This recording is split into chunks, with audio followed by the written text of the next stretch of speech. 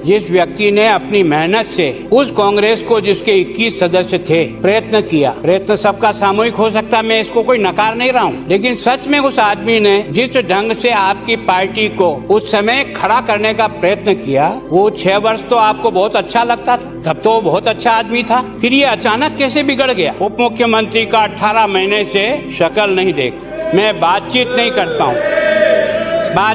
करता हूँ, नकारा है, नाजोगा है, अच्छे कपड़े पहनता है, अच्छी अंग्रेजी बोलता है, ये मैंने बुलवाया था आपसे। क्या आपने सुना मैंने क्या कहा था? आपने सुना है? बिना सुने क्यों बोल रहे हो? सुनी हुई बातों में क्यों बोल रहे हो? पहले जाके सुनिए। ऐसा है कि मैंने अकेले नहीं सुना है, हिंदुस्तान की पूरी जनता ने सुना है। कुछ समझने की कोशिश करो।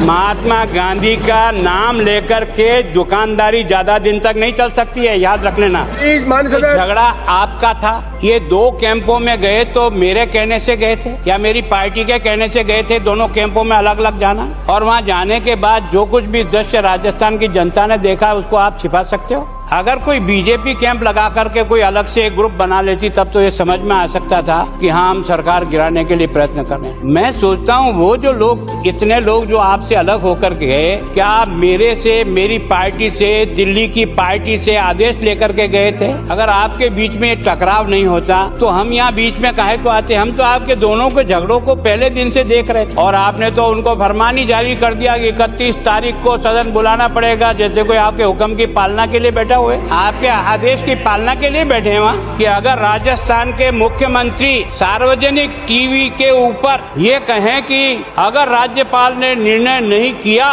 तो जनता घेर लेगी, यहाँ तक भी ठीक है, घेर लेगी, ये तो कह सकते हैं अपन लोकतंत्र में, लेकिन मेरी कोई जिम्मेदारी नहीं होगी तो दादा भाई किसकी होगी? लेकिन ये नहीं समझ सकते कि राजस्थान का मुख्यमंत्री और राजस्थान का गृह मंत्री राज्यपाल को ये धमकी दे कि मैं जिम्मेदार नहीं होगा तो कौन जिम्मेदार होगा? अगर वो वास्तव में दोषी थे, गिरफ्तार होना था, तो फिर वो आपसे आकर प्रेम से चाय कैसे पी रहे थे? इन दोनों का जवाब राजस्थान की जनता चाहेगी आपसे।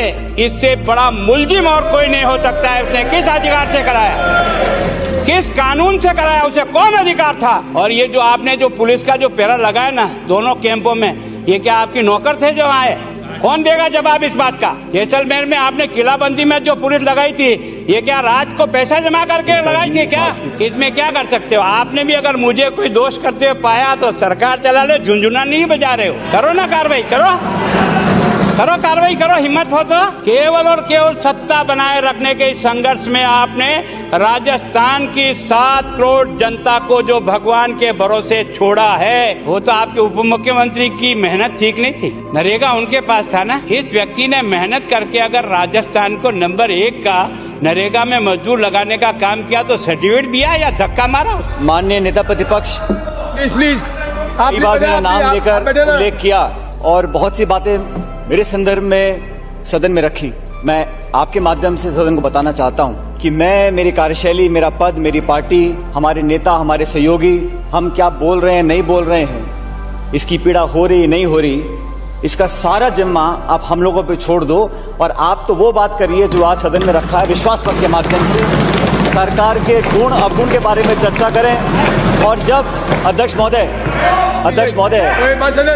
जी, मेरी कोई इच्छा बार बार किसी के भाषण को इंटरप्ट करने की नहीं है, लेकिन बार बार जब मेरा नाम लिया जा रहा है तो मैं समझता हूँ मैं दायित्व बनता है, क्योंकि सदन के बाहर जो कहा या नहीं किया, अध्यक्ष जी, मैंने नेता प्रतिपक्ष के यील्ड होने के बाद अपनी बात को रखा और मैं इस सदन को बताना चाहता हूं कि जो कहा नहीं कहा, जिसकी पीड़ा होनी नहीं होनी चाहिए, वो मेरे पे निर्भर करता है।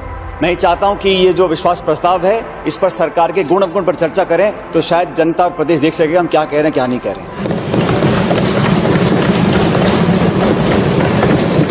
अध्यक्ष महोदय, आज सरकार को विश्वास मत लेके आना। अगर वास्तव में हमारी मंशा सरकार गिराने की होती तो हम अविश्वास प्रस्ताव लेके आते। आप हमारे कारण से घायल नहीं हुए, घर के झगड़े से घायल हुए और हमारे माथे ये ठीकरा फोड़ने का जो प्रयत्न कर रहे हो, ये उचित नहीं है। और ये सच्चाई को स्वीकार करो। सच्चाई को आंख बंद करके नजरअंदाज करोगे ना, परिणाम राजस्थान के लिए और आपके और मेरे सबके लिए ठीक नहीं होगा। ये जो कुछ भी दृश्य उपस्थित हुआ, इसमें बीजेपी का कोई लेना देना है। हमारे 75 सदस्य भी नहीं है, हमारे 72 सदस्य हैं, 3 हमारे साथी और आ गए 75। क्या हम सरकार उलट सकते हैं? कम से कम हकीकत को तो, सच्चाई को समझने का प्रयास करो। जब से सरकार बनी है, जब से आपने शपथ ली है, एक मुख्यमंत्री और एक उप मुख्यमंत्री, एक पार्टी का 6 साल से अध्यक्ष, जिस व्यक्ति ने अपनी मेहनत से उस कांग्रेस को, जिसके 21 सदस्य थे, प्रयत्न किया। प्रयत्न सबका सामूहिक हो सकता है, मैं इसको कोई नकार नहीं रहा हूं, लेकिन सच में उस आदमी ने जिस ढंग से आपकी पार्टी को उस समय खड़ा करने का प्रयत्न किया, वो 6 वर्ष तो आपको बहुत अच्छा लगता था, तब तो वो बहुत अच्छा आदमी था। फिर ये अचानक कैसे बिगड़ गया? इसके लिए दोषी कौन? मैं बहुत हकीकत मन से कहना चाहता हूं,